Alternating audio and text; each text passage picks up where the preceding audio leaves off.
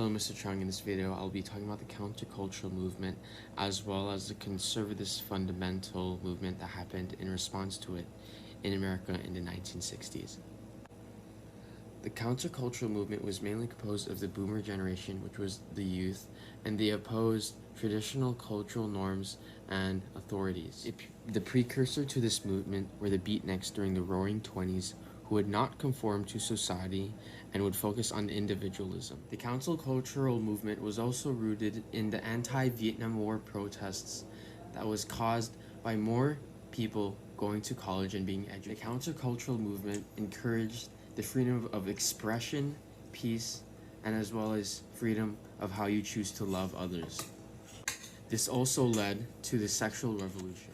The people part of the countercultural movement rejected the social norms regarding sex. For example, they believe that you should be able to have more than one partner, and they also normalized premarital sex. We can see the sexualization of the media in music videos as well as ads.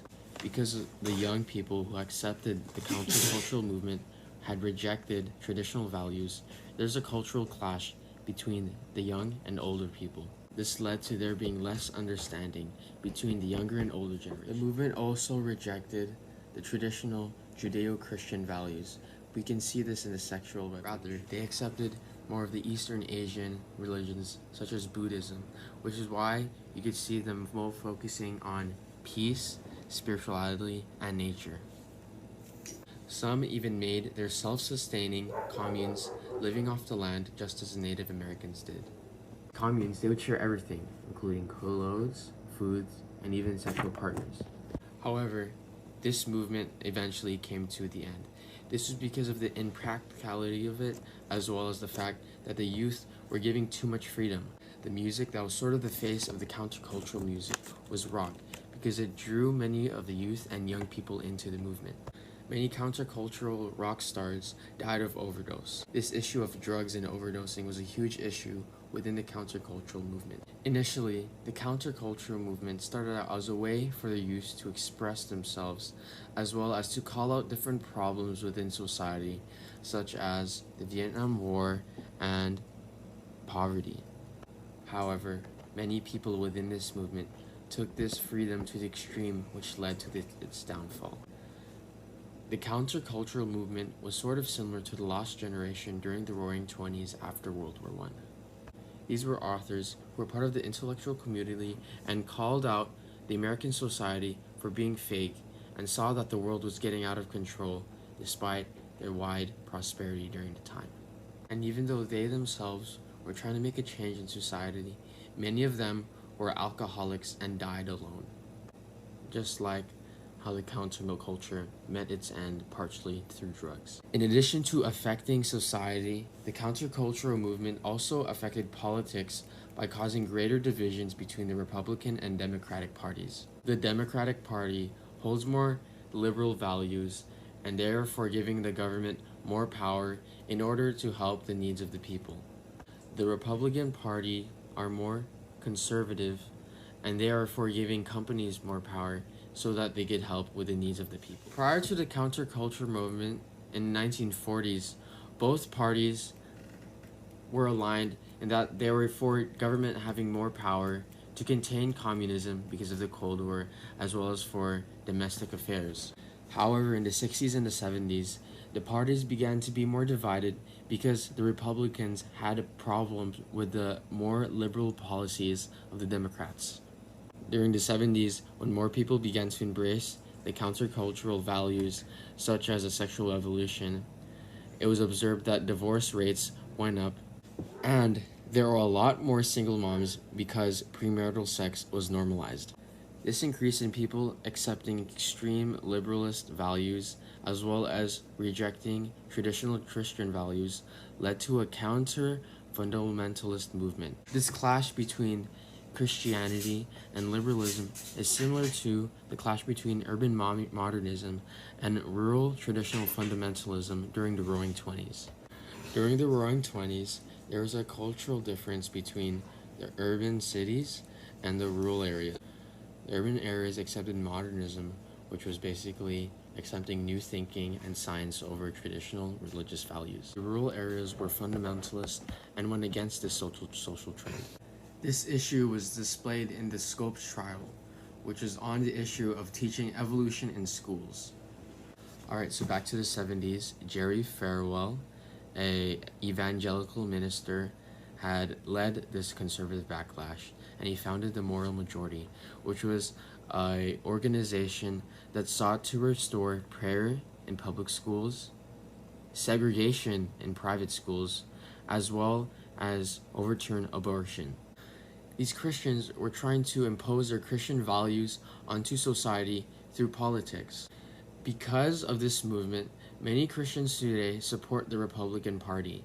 So here we can see the clash between two extremes of the spectrum, where the countercultural movement was in the liberalist extreme and the fundamentalist movement was in the conservative extreme. In the countercultural movement, people were given too much freedom. They tried to redefine sex, and many of them overdosed in drugs. And the people of the Moral Majority were trying to give church political power and get more people to follow Christ, not through reform, but through politics. So, what side should we as true Christians take? Well, if we look at the countercultural movement, we can see that it's not biblical. In the Bible, it tells us not to practice sexual immorality as well as to stay sober. In the countercultural movement, sexual immorality as well as the recreational use of drugs was rampant. Also, the fifth commandment tells us to honor our father and mother. In the countercultural movement, the youth were encouraged to dishonor their parents and believe that they were superior to them. On top of all of that, the countercultural movement rejects Christianity. On the extreme side of the conservative spectrum, we can see that the fundamentalist movement sought to give the church political power when they were trying to put back prayer in schools. And a side note on prayers, although we are an Adventist school and we have public prayers, I do not think that having prayers in public schools would necessarily help those Christians who are in the schools or those who are not Christian in the schools. I believe that prayer and your prayer life should be something private between you and God.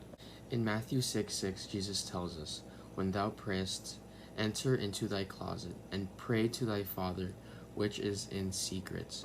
So the answers to that question would be that we should not choose a side. For one, choosing a side and affiliating your religion with a specific political party, and basically combining state and church, in addition to all the bad things and the corruption that it could cause, it also could shine a bad light on the church.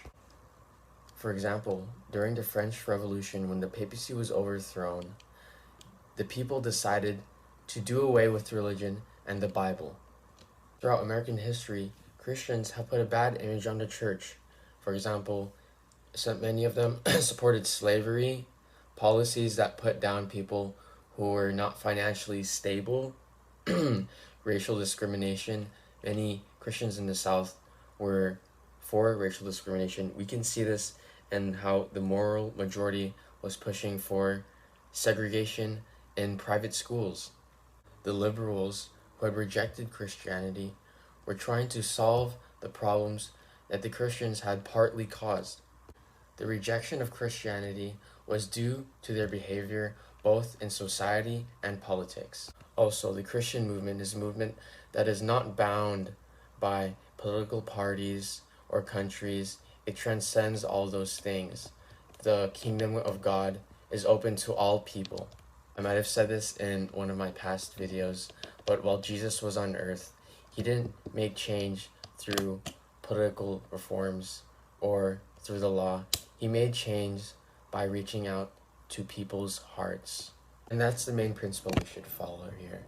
We should seek to make change not by forcing our values onto society or compromising our values by conforming to society, but by changing people's hearts, by leading through example, through personal relationships, and spreading the love of God.